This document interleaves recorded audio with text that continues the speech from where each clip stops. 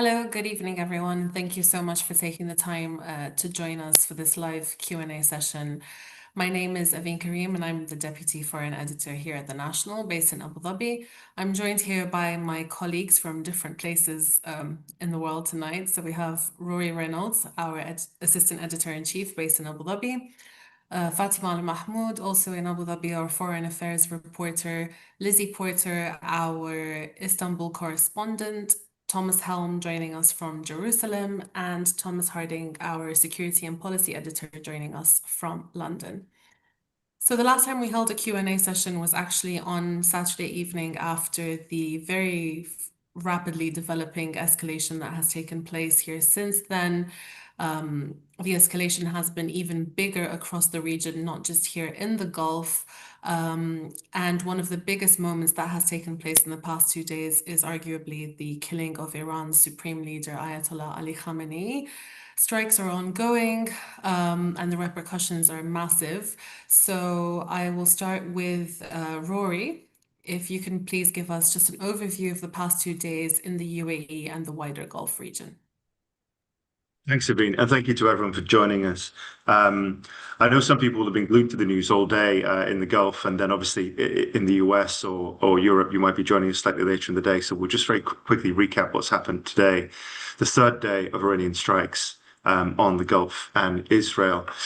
Today was really the day that the Iranian regime struck energy infrastructure in the Gulf, and that was most pronounced in its strike at Saudi Aramco's Ras Tanura refinery, which is one of the largest of its kind anywhere in the world. It handles about 500,000 barrels of crude per day. And you might have seen the videos on our social media channels of sort of fire burning out of the storage units, what appears to be storage units. The other sort of dramatic event and strike on infrastructure was Qatar having to shut down all of its liquefied natural gas production. Bear in mind, Qatar supplies about 20% of the world's gas, and it is a major supplier to Asian countries and also to Europe, which has been weaning itself off gas since the Russian invasion of Ukraine. We've also seen heavy strikes in Bahrain, which is home to the Fifth Fleet. But we've also seen what appears to be the regime targeting civilian infrastructure, particularly hotels. Many hotels in Manama have been hit. And then Kuwait, we also saw a sort of an incident involving what appears to be friendly fire, in which three F-15 Strike Eagles were shot down. Now, it's not clear exactly if the Kuwaitis shot them down by accident or if there was interspersed fire between them, but something along those lines happened. All six pilots in the double cockpits ejected safely. But there was also smoke seen around the embassy. So a lot happening in a very short space of time today. The attacks on energy infrastructure, oil and gas in particular, obviously have the ability to spiral out of control. There's already the harassment and attacks of oil tankers in the Strait of Hormuz. We've seen several over the past 24 hours. And so we've already seen the impact of that on oil prices. And this was only on, sort of Sunday night, Monday morning. So there's a lot more to talk about there. I think we'll probably come back to that. The other thing I wanted to mention, just to give you an idea of what the situation is in UAE, which obviously was very targeted on Saturday in the kind of opening salvo of Iran's strikes. So Dubai and Abu Dhabi and some of the other Emirates receiving hits. Dubai Airport, Abu Dhabi Airport, both struck, both with injuries, one fatality. We had some good news tonight that the limited number of flights in those two places are going to resume, but we'll come back to that a bit later. I think some of our audience have questions on that. And then also just to give you an idea that the UAE has shot down the vast majority of the many hundreds of ballistic missiles, drones, and rockets, cruise missiles fired at the UAE. And most of the strikes, most of the fires that we've seen have been from falling debris rather than direct attacks on targets, which is a testament to the kind of infrastructure and defenses that they have here. But certainly a very alarming Saturday and Sunday. Things are a little quieter today, slightly more back to normal, but obviously it remains to be seen how long this will go on for. So that's just to bring up to speed roughly where we are in the Gulf and the UAE as at this point. And I'll just go back to Avi. Thank you so much. Yeah, we'll definitely come back to a lot of those points, especially with regards to energy and flights. Of course, I'm sure there's a lot of interest for that. I'll move on now to Lizzie, who has been covering Iran for us a lot while based in Istanbul. Just if you can give us a brief overview of the situation on the ground there, especially in the aftermath of the killing of the Supreme Leader. The killing of Khamenei is massive. I mean, this is a man who has ruled Iran since 1989 and has dominated the country's political, economic, all aspects of the country, really. He holds power ultimately in every aspect of running the country. After his death was confirmed, I mean, it sort of came in waves with Israel saying first and then Trump. Iran initially denied it. There were sort of some statements going around with denials. But then, sort of in very, very early hours of the morning on Sunday, it was confirmed by the president, by the IRGC, the Islamic Revolutionary Guard Corps, that is. And, it was sort of became obvious that he had been killed. Immediately, I mean, Iranians, a lot of Iranians are very happy that he was gone. Like I said, this is a man who has ruled over a country where many, many, many people have been killed, executed, had their freedoms curtailed in one way or another. They are living through a years-long economic collapse, and they were happy to see the back of him. Other people came out in mourning, and I was talking to someone today, actually, an Iranian friend. She said, despite these bombs, they're still. I mean, we don't know the exact numbers, but tens of thousands of people came out in these big morning marches in squares across the country to mourn him. I think among those who are happy, they are still concerned about their country is still being bombed, their country is being attacked, and the way that this has gone is not. People are still really scared about the military operations that are going on, the war. People cannot contact their families because most of the communications are down. Today, we saw confirmation from the Iranian Red Crescent that 555 people have been killed across the country. There are increasing images coming out of civilian areas that have either been hit directly or have been damaged because of shrapnel and the blast waves. That includes the Golistan Palace, which is an amazing historical palace in Tehran. So I think people have been happy. A lot of people are happy that Khamenei is gone, but a lot of people are also saying, where did this go now? Their future is uncertain. So we've had quickly a sort of leadership council, a temporary leadership council was put in place that consists of President Masoud Pezeshkian, the head of the judiciary, a man called Mohsen Ejai, and a man called Ali Reza Arafi, who is a cleric who has the backing of the IRGC, and he sort of worked alongside Khamenei to build out the seminaries in Iran over the past few decades. There are some people saying he could become the next supreme leader, but it's ultimately up to a council of 88 clerics to decide on that, and that has not been done yet. But just so I think the main point is that despite happiness over Khamenei being killed, there is a lot of uncertainty about where this goes next, given the aims of this war are not clear, how long it goes on are not clear. Very true. I think those are the questions that a lot of people have. I'll move on now to Thomas Helm.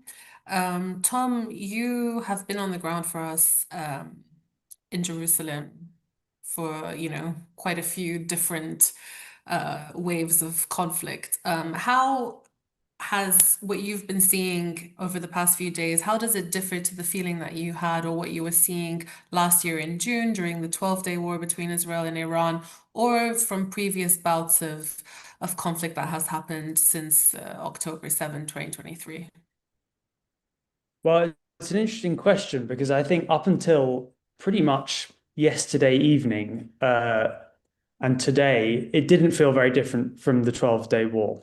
We were in a familiar cycle of getting these alerts on our phones, then hearing the sirens, going to the shelters, and the probability of an Iranian missile coming through being relatively low, but not impossible. And when they did come through, being quite used to the possibility that people would die as a result, even though the numbers have stayed far lower than they have in other arenas. One of the interesting things that changed yesterday was that we had, for the first time I can remember since even October 7, a significant strike in Jerusalem where I live. And I was sitting, it was late at night, and we heard a massive boom, similar to the interceptions that we hear otherwise, but this one was a lot louder, and people were visibly shocked.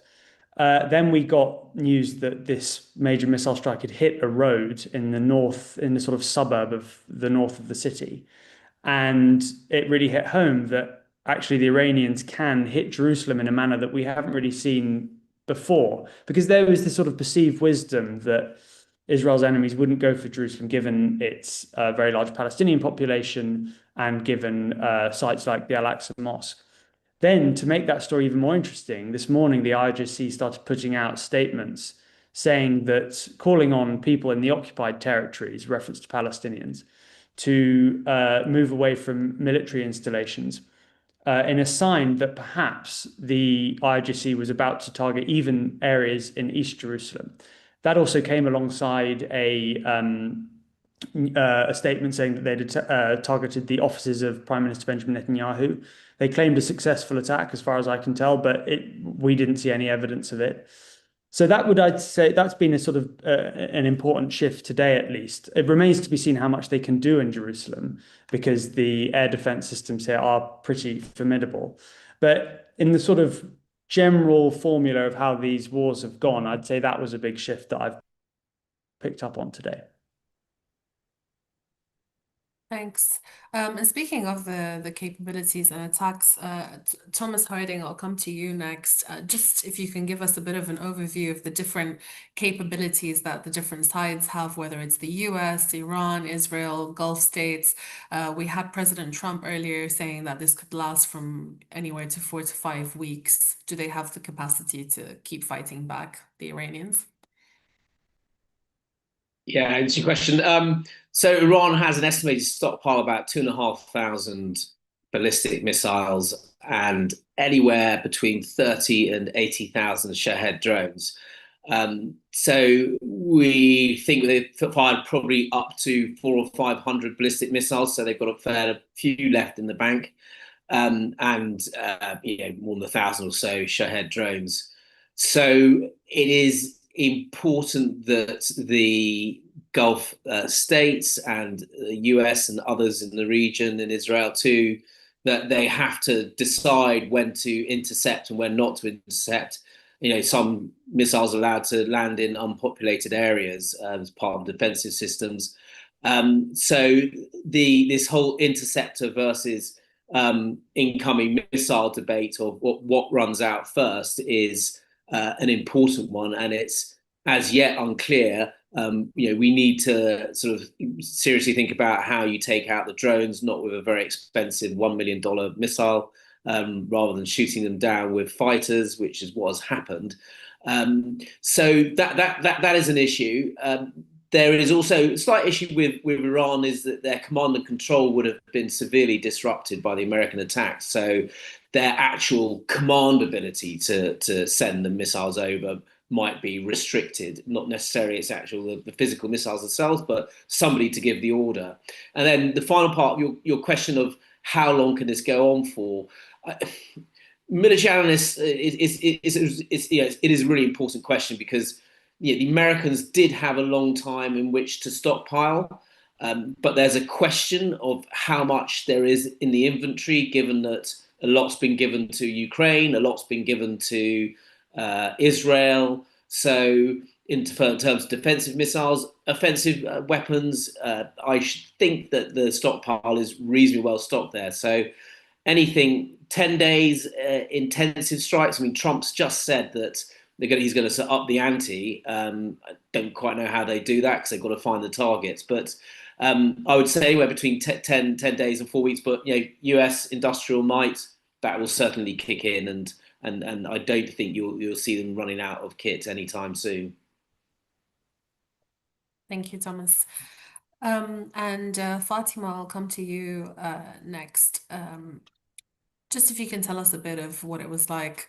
I know sometimes our audience is really interested in the firsthand experience that we face as journalists, how it was covering these past few days based here in Abu Dhabi.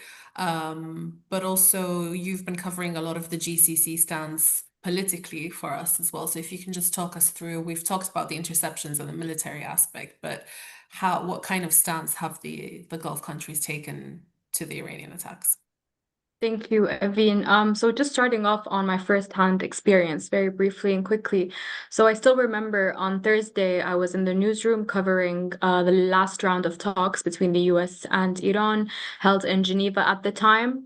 And they both left on a, I don't want to say positive note, but there were comments from both sides on progress being made, and the Iranians were claiming that there were, some areas of agreement and understanding on what a potential deal would look like. They were saying that they were going to meet again this week in Vienna, and the Omani foreign minister, who was mediating the talks, was saying there was significant progress being made. So we left the newsroom on Thursday on that note. Friday, I was also in the newsroom. Things were calmer, but at the same time, it felt, you could, obviously the tension was there. You could feel something was being cooked, something was being prepared.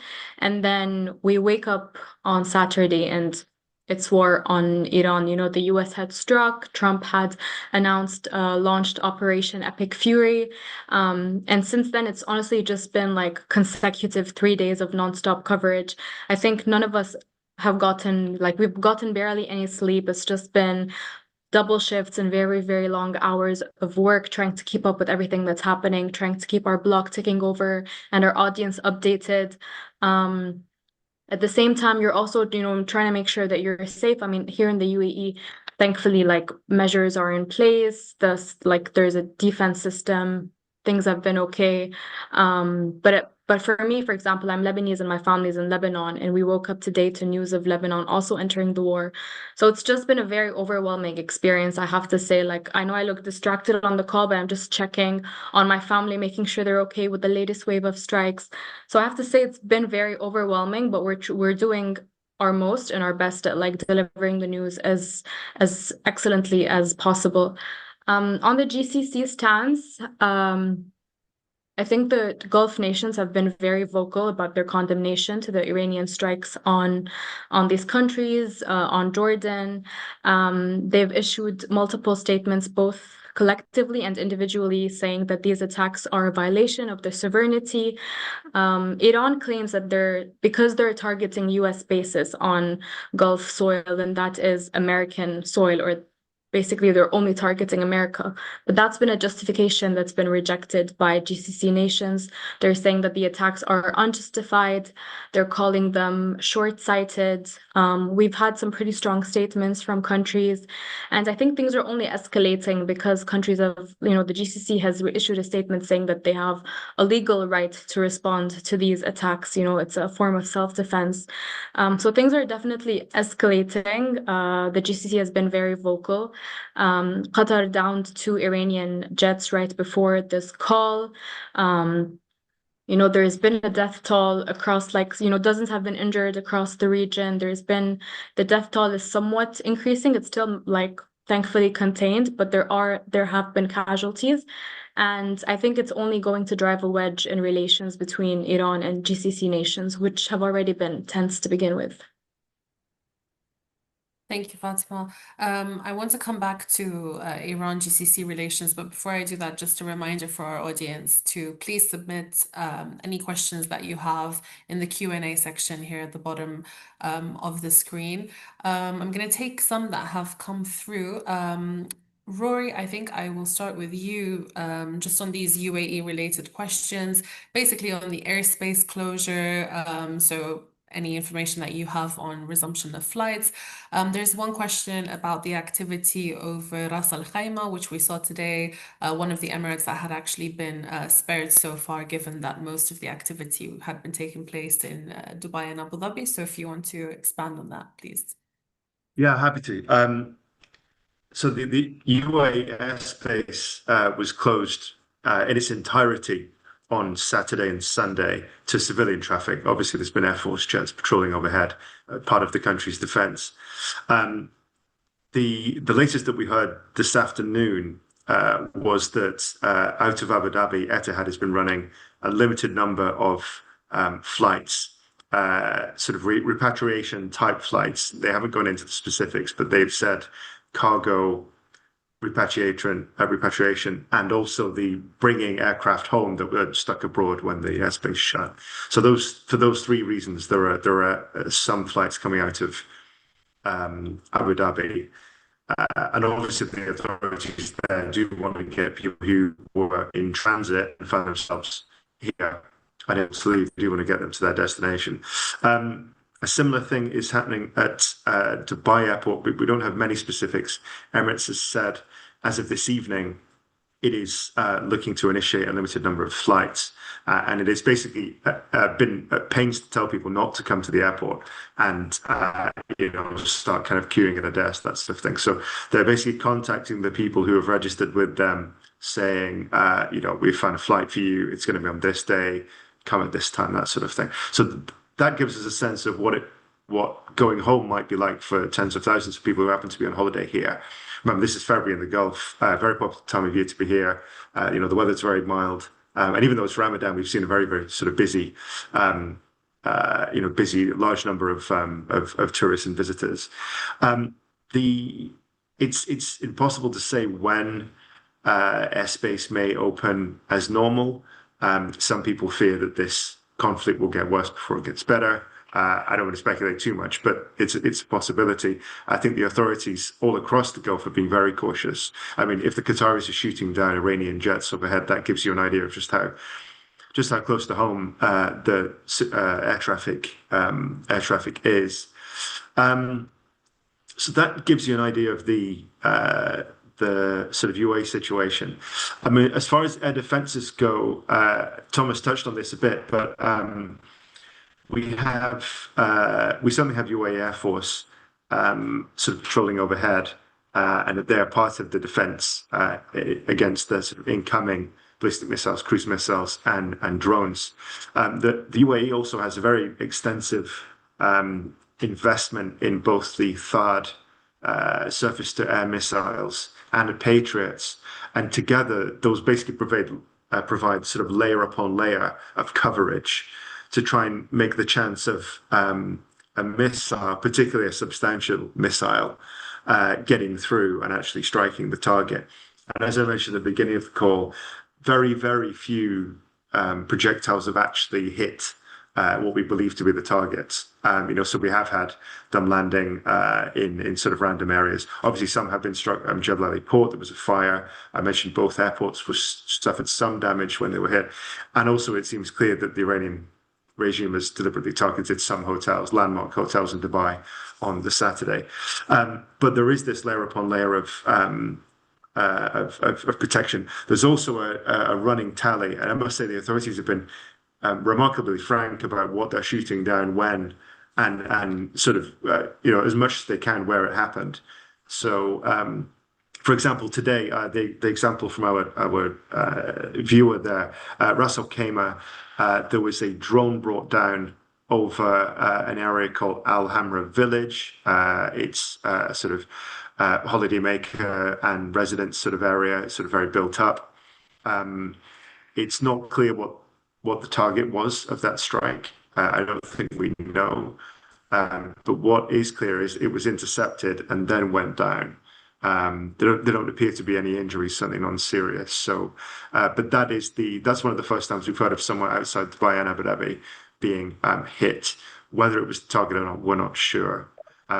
So that gives you an idea of where we are with airspace closures, flights, and to some extent the sort of air defenses that we're seeing in action. Thomas Harding, is there anything you want to add to that? Because I'm sure a lot of people are curious as to how the interception works and what the mechanism is behind that. Yeah, it's something called integrated air defense, but how you defend places like the UAE. Ukraine has built this quite significantly, but you will have the jet fighters quite far out, and they will have the very sophisticated advanced radars that can pick up incoming drones or missiles, cruise missiles, and attempt to take those down away from civilian areas. Anything that gets through that layer of defense will then it will take over from ground defenses. So like the THAAD interceptors, very expensive missiles, $12 million each, but they're hit to kill, so they will hit hypersonic missiles head on. Astonishing piece of technology. Patriot missile batteries that will cause a shrapnel cloud and take out missiles in that fashion. And then in Ukraine, that the inner circle is heavy machine guns that either laid onto target by radar that can take out drones. They even have helicopters with people manning machine guns in them to take them down. So that's sort of how the layered defense will work. There could be jamming as well, and a few other systems to ensure that nothing gets through. Clearly, in UAE's case, it is worked pretty effectively. So that's why we've really seen minimal casualties, considering what's been fired at it. I'd say it's considering we've had more than 500 missiles, drones, cruise missiles fired at the UAE, and there's been minimal casualties. I mean, this is on a par with the defences of Israel's Iron Dome. It's done a remarkable job so far. Thank you. I'll take some questions before we go into the whole what next scenario. There's a few questions about going back to the beginning of this breakout of conflict. I'll go to Thomas Helm. Question on what is the reason behind the USA and Israel attack on Iran? Well, this is such a massive question, but for Prime Minister Benjamin Netanyahu, he's sort of known as Mr. Iran here. For him, Iran is a country that has not just pursued a nuclear program that puts Israel at existential risk, he says, but also a massive ballistic missile program and this vast network of proxies.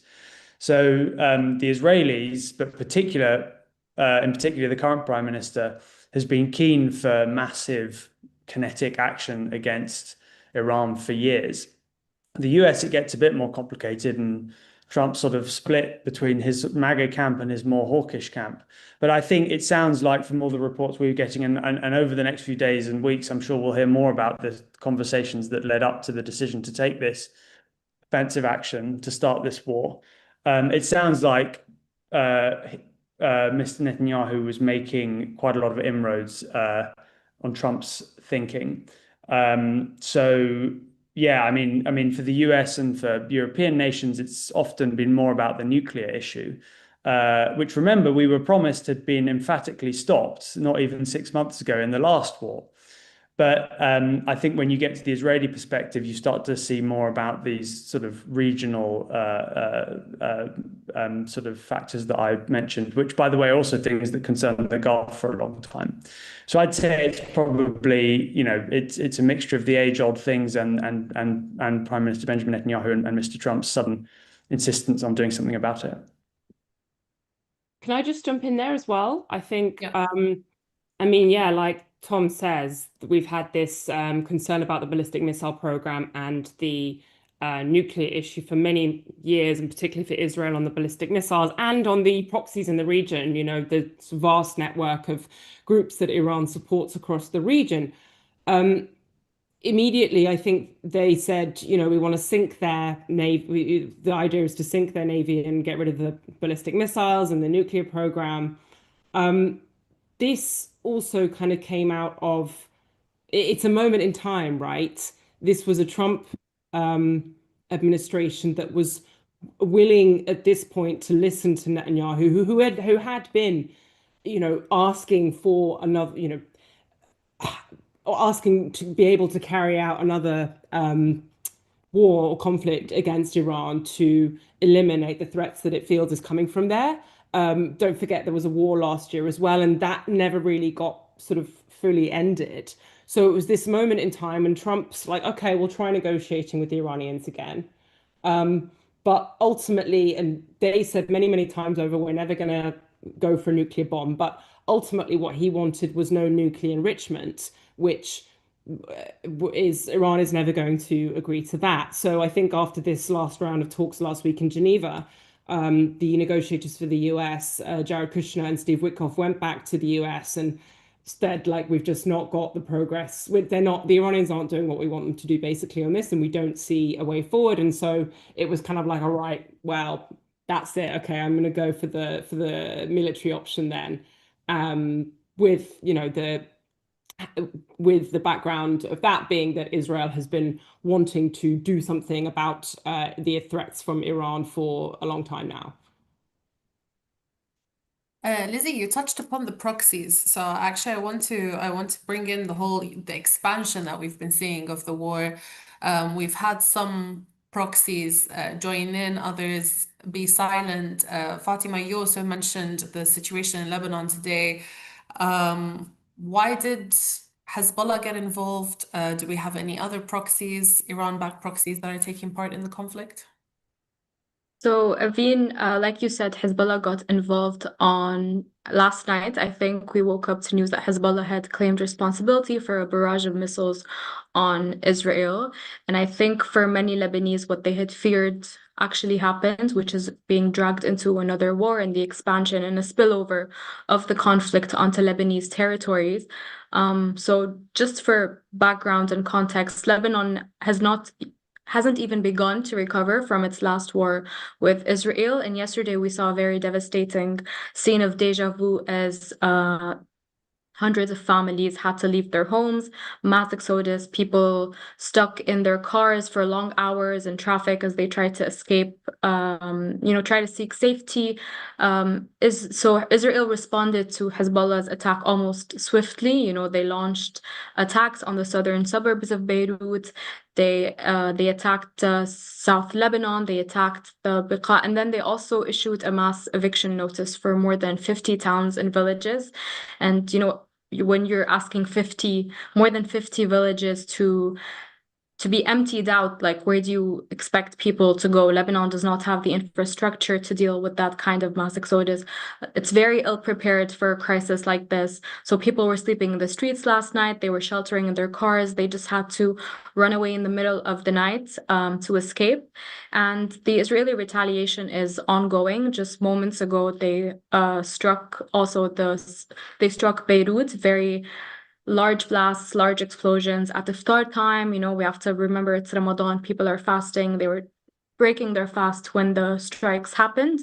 So it's been chaos in Lebanon. There's a sense of disbelief that they would have to be dragged into this conflict again. Why? Because, Israel has been striking Lebanon for the last year and a half, almost since the ceasefire. They've been striking Lebanon on a near daily basis, violating the ceasefire. This is documented. But Hezbollah has largely refrained. They've been silent. They decided not to respond for so long. But when US-Iran tensions were simmering, Hezbollah did say that the killing of Iran's supreme leader would be a red line. And I think Lebanon was definitely on edge after, the death of Khamenei was confirmed. And Hezbollah responded, and now it's like doom and gloom in Lebanon, basically. Otherwise, in the region, we've seen attacks on US bases in Iraqi Kurdistan's Erbil. So there's been some tensions here and there. This is definitely not a contained conflict. The spillover is wide and vast. And I think from here on out, I honestly, I don't think we can say where this is going, but I think this was definitely a sign that Hezbollah has joined the war. And it's ultimately, the civilians who pay the price. Tom Helm, I wanted to ask you, how do Israelis view the expansion. I mean, as you said, Netanyahu has always been Mr. Iran and so on, but there's been years of war now, whether with Gaza, whether in Lebanon, now with Iran, and now restarting the situation in Lebanon. What's the feeling among Israelis? Well, there's concern that Hezbollah are getting involved, but it's worth mentioning that when October 7 broke out, Hezbollah was probably the greatest threat after Iran that was forefront in Israelis' minds, more so than Hamas, more so than any of the militant groups in the West Bank. Hezbollah had a massive arsenal of rockets, and there were all sorts of worst case scenarios that said the group would be able to rain down fire on key logistics hubs, ports, cities, and basically grind Israel to a halt. That's a fear that's not there anymore. I mean, the northern border along the southern border with Lebanon, Lebanon southern border, was evacuated for many, many months.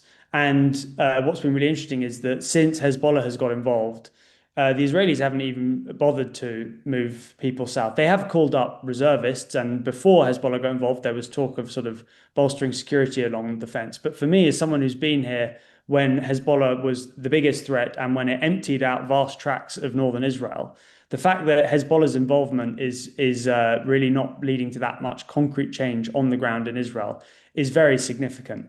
I think that's not to diminish the fact that Israeli defense leaders and military officials have promised a crushing response. And we know that, I mean, as we've just heard from Fatima, that this has really, truly awful consequences for Lebanese. But I'd say that for me, purely looking at this from the angle of someone who's been reporting from Israel, the entrance of Hezbollah has felt secondary. It hasn't felt nearly as consequential as I would have assumed it, as it would have felt, at the beginning of the war, the beginning of, well, around October 7. That's a very interesting point. Speaking of expansion on the Middle Eastern side, I want to look as well as possible expansion on the other side as well.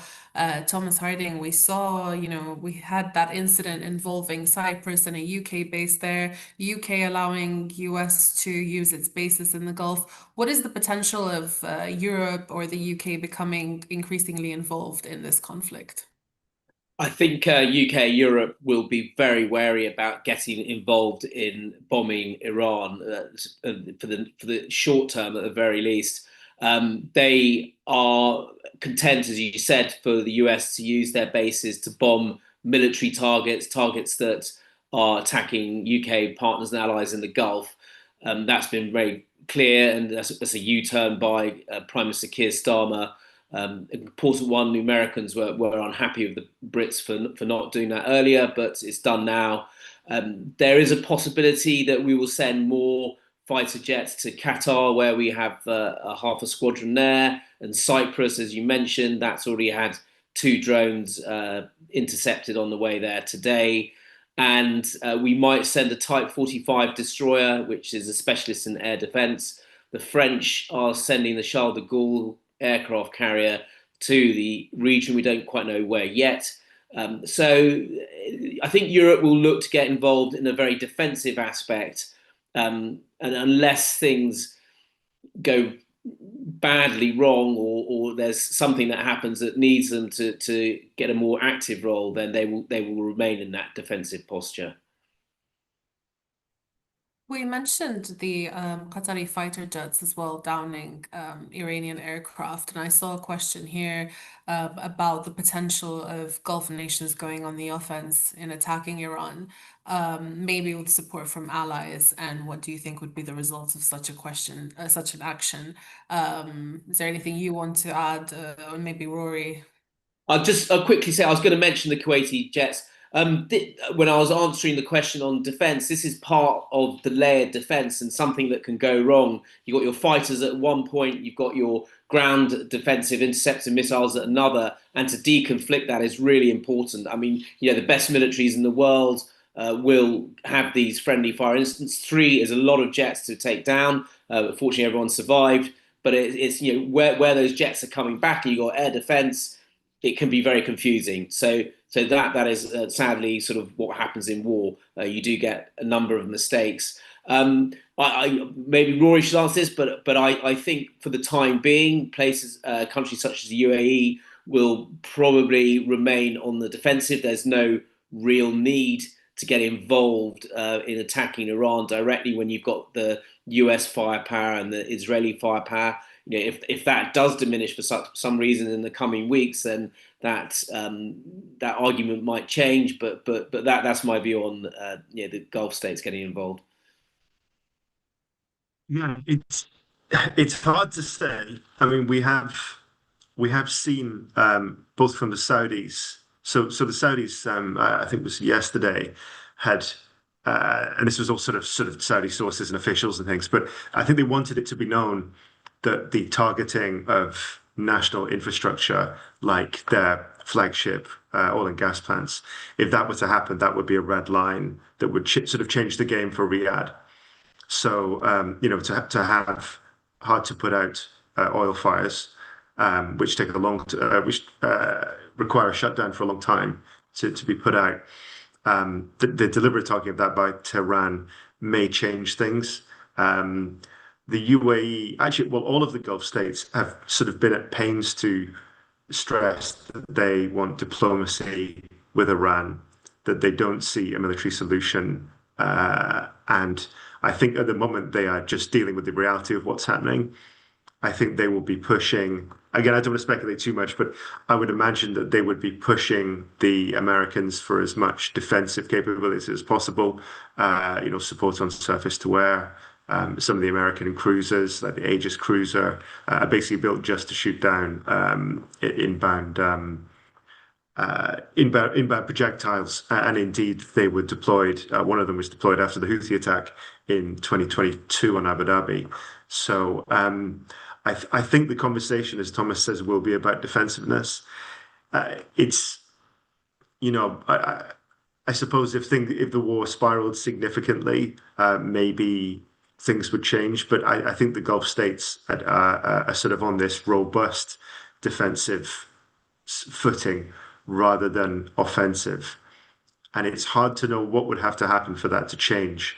But we don't have a crystal ball, and it's very difficult to say.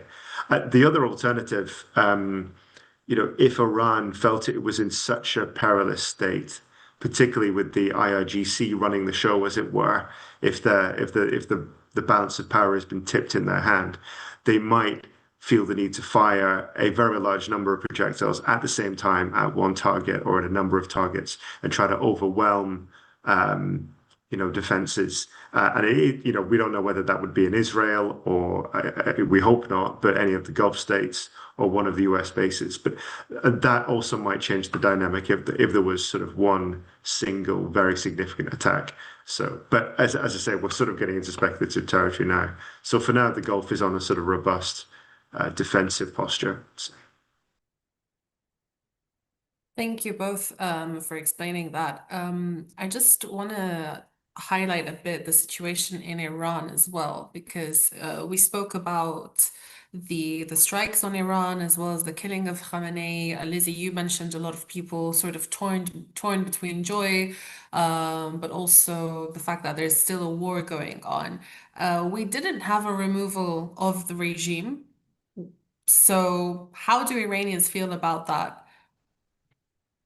Conflicting feelings, I think. And I think it's really important in this stage to bear in mind that multiple truths can be true at the same time. People are happy that Khamenei has gone, but are, very, very scared and angry about their country being attacked and about there being a war. I've got lots of Iranian friends who are looking at pictures of Tehran and seeing where their families lived or grew up being bombed, and also knowing that those bombings are the thing that has killed the person that caused you so much pain is a very, very difficult feeling to sit with, whilst also not knowing how long the US and Israel are going to keep bombing and what is going to come out of all of this. There have also been civilian casualties. I spoke about that a little bit before. Iranian Red Crescent has confirmed 555, excuse me, including also strikes on hospitals. So there's a big hospital called Gandhi in Tehran that has sustained significant damage. Other hospitals around the country have been evacuated. People in intensive care have been taken out in ambulances. A strike on a school in the south of the country killed 175 people, mostly girls, like young girls. The Americans said that they were looking into that. The Israelis said they had no knowledge of strikes in the area yesterday. Iran is blaming it on one of those forces. So yeah, there is significant trauma, and this is already, Iranians already lived through a brutal crackdown on the protests last month, at least 7,000 people killed, maybe many, many more, and a war last year. So they're already dealing with all of that. And again, this, while also, feeling joy at the, degradation of a regime that has caused them so much pain. I think in terms of what comes next, it's very, very hard to tell. I think a lot depends on how much the Israeli and US campaign degrades not only the leadership, Khamenei, because they can be replaced, as is already happening, but the systems that have supported him. Do they lead to, a situation in which the Iranian security forces and the IRGC cannot contain a popular uprising that may happen? So far, that is not the case. If an exiled leader like Pahlavi or someone else was to try and lead the country, they would face significant opposition at the moment. And also, how do you go from kind of where we are now to regime change? We're not there yet, and that's the kind of limbo that we're in, which is causing people a lot of distress over what happens next. Despite them really maybe wanting regime change, they're just not sure what's going to happen. And given that we've seen lots of civilians killed over the past couple of days, what the cost is going to be. An interesting thing as well is we've seen openness from President Trump about speaking to those in power now, to Iran. And Fatima, I'll come back to you. You mentioned how at the beginning, before all of this kicked off, you were covering the talks that were taking place. Obviously, this all happened mid-negotiations. And maybe Tom Helm as well, if you want to jump in, just on how, where would we go from here in terms of a possible end to conflict? I think we had one question as well about how the Gulf will push for a diplomatic solution, but we're in a situation now where Iran has attacked the Gulf and the very mediators. So where would we go from here? I'm just going to start, if that's okay, Tom, on especially on Oman. So, like I said, Oman was mediating the talks, and they've been pushing for a diplomatic solution. Actually, just yesterday, the Oman's foreign minister put up a tweet saying that the door to diplomacy is still open, urging Iran and the US to return to the negotiating table, and saying that there was, genuine progress towards an unprecedented deal. So the fact that the Omanis are still urging for diplomacy, they're still urging for dialogue, and they see potential for a deal is very telling, I think, in and of itself. Before the strike as well, the Omani foreign minister was in the US speaking to the Americans. He appeared in a media interview, which was a very rare, very rare instance, I would say. So the fact that they were pushing for diplomacy so hard and still are, hopefully means that potentially that is an option. President Trump said in a media interview yesterday that he agreed to talk to Iran's interim leadership, but today Iranian officials said that they are not interested in negotiations with the US, and they basically denied what Trump was claiming.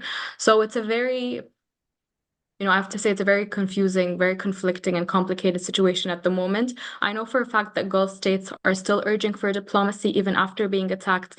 All their statements that they're issuing are urging for de-escalation, calling for dialogue, and a return to the negotiating table. But I think definitely Iran is on thin ice, if that's accurate to say, because it was the Gulf who had been pushing for dialogue. It was the Gulf who had been urging, against an attack on Iran. And now by attacking these states, Iran is increasingly finding itself isolated. And like the UAE diplomatic advisor to President Sheikh Mohammed said, Dr. Anwar Girgash, that Tehran is isolating itself at a very critical moment. It needs its neighbors at the moment. And they keep reaffirming that despite their differences with Iran, it's still a neighbor. They still have a gentleman's agreement that all Gulf states said at the start that they would not allow the US to use its bases on their soil to target Iran. So the fact that Iran is now attacking these bases has led to, some sort of distrust between the two. But hopefully diplomacy prevails. Hopefully all these calls for de-escalation, reach the right ears and they pay off. Let's see how it plays out. Hopefully they do.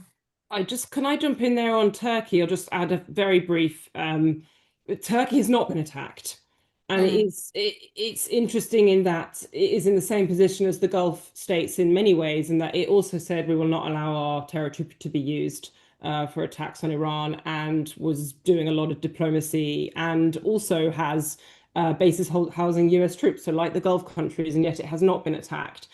There's multiple sort of theories behind that. But I think Turkey's also been doing a lot of diplomacy in the past 2 days. I actually tallied, Hakan Fidan has had 15 calls with 15 different foreign ministers in the past 2 days. Erdogan has spoken with Trump and Pezeshkian in Iran.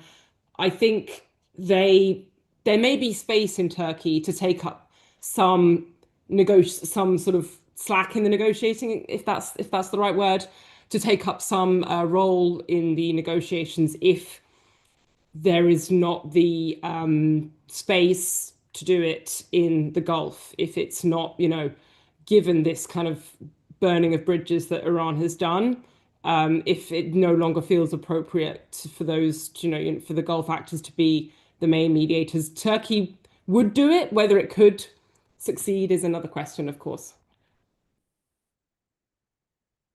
Tom Helm, anything you want to add on possible? Well, I think the scariest thing about this war is that I can't really give you a good answer to that question. And that the Israelis don't criticize their government when we're in the middle of a war, as a general rule. The small criticism that we have seen from the Jewish Israeli left was that where does this end, basically? How is it that less than a year ago we were being told this existential threat was no more, and yet here we are fighting the same campaign because of the same existential threat that we were promised didn't exist? Now, the really cynical people are saying that this chaos serves Prime Minister Benjamin Netanyahu very well politically. We have an election cycle coming up, and there's all sorts of thoughts that, in a time of war, Mr. Netanyahu can play to his strengths and be the sort of statesman, leader at war, Churchillian type figure that he's so keen to be. We've actually seen from polling in previous conflicts with Iran and with other sort of regional actors that he does get a polling boost, but it's never that significant to sort of massively change his positioning in the sort of complicated coalition politics that Israel has. So it's not a very satisfactory arrangement, really. I mean, I think, the big questions that the more strategically minded Israelis are asking is, how do you end a nuclear program only with bombs? It didn't work, apparently, in the 12-day war, so how's it going to work now? How do you end a regime as sophisticated and entrenched as Iran's one only with bombs? Does it not require boots on the ground? All these sorts of questions. And also, how on earth do you prompt Iranians to take to the streets in massive numbers so shortly after a massive, brutal suppression when there are bombs falling from American and Israeli jets? So I think from the Israeli perspective, there isn't really much, there isn't a great deal being contributed as to how this war might end. There's the old saying that Israel thinks a lot more about tactics than strategy, and I think 3 days in, that's kind of where my head is as well at the moment. Tom makes a really good point. I'm just going to very briefly add to it. I mean, the idea that the regime could fall just to airstrikes is somewhat fanciful, considering there are many hundreds of thousands in the military and it's something like 125,000 IRGC, hardline dedicated troops. Also, from the sort of Trump prism, this has all happened the wrong way around because people went out on the streets to try and fight for their right to a new country and died in huge numbers before all of this is happening. And now Trump is sort of putting the ball back into the hands of the Iranian people to do so again. It seems, to Tom's point, it seems very unlikely that there will be a mass revolution while there's so much uncertainty and while the protests of January were put down so ruthlessly. So I feel that's why none of us have a good answer for what happens next, because there's the off ramp, as the Americans say, is very hard to find here. And definitely people will be reluctant to go out while strikes are still happening as well this time around.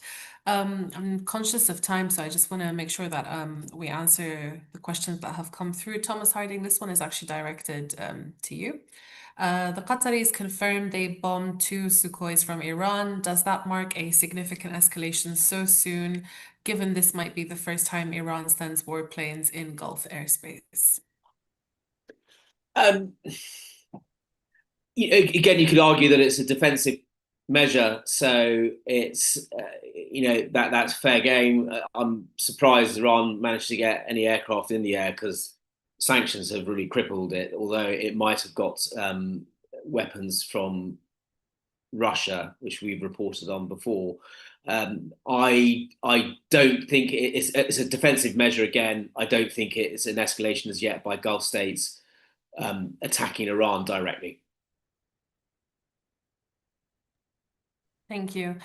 And another one about the UAE being disproportionately more attacked than other GCC countries. Rory, you were talking about the numbers. Is that actually true?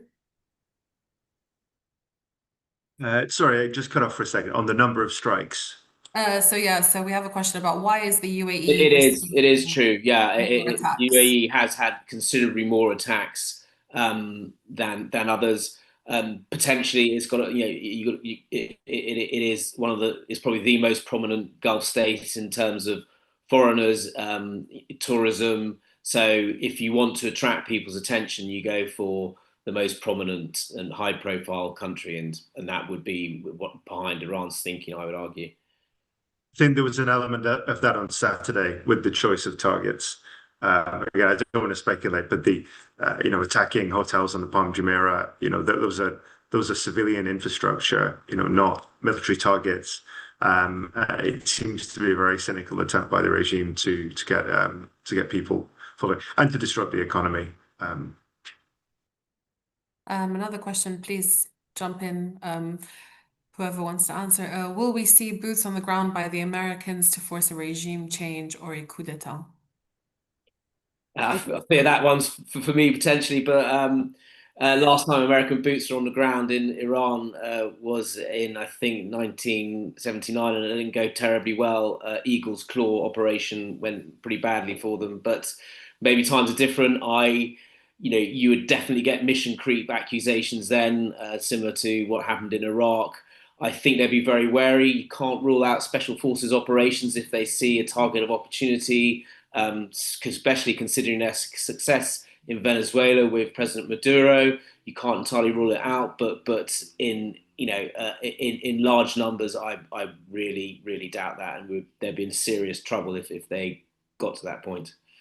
I think Pete Hegseth just spoke in the past couple of hours and didn't rule it out, but also said we're not going to get involved in a long war. We anti, Iraq, Afghanistan style. They're not wanting to repeat that.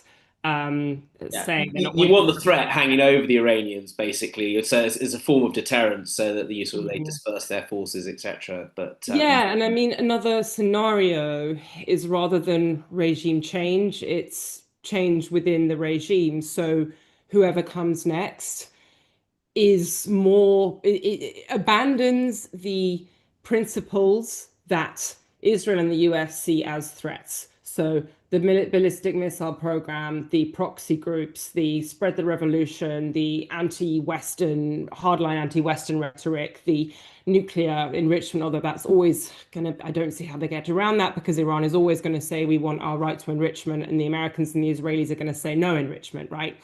So if you get some sort of softening of the Iranian positions and essentially abandoning, the tenets of the Islamic Republic and the ideals that it was based on, and becoming some sort of more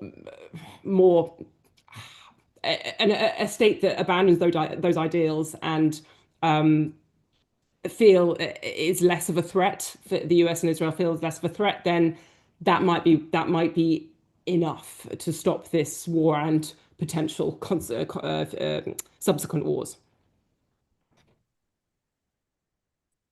I think the rest of the questions are similar to what we've answered. A lot of questions about airspace, which Rory has addressed. Seems like, flights might resume soon.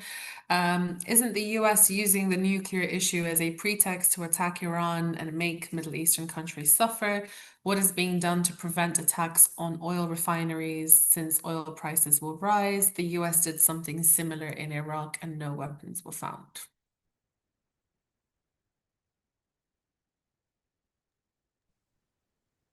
If I could jump in here, because I was writing an op-ed about this. So I think the 2003 Iraq scenario, has been in circulation. I think there's definitely some sort of comparison there. The only point I would make here is when Trump and his top aides and his closest circle were making public statements. I think he made a public statement where it was during his State of the Address, actually, speech where he spoke about State of the Union address, where he spoke about how Iran has long-range missiles that could soon reach the US.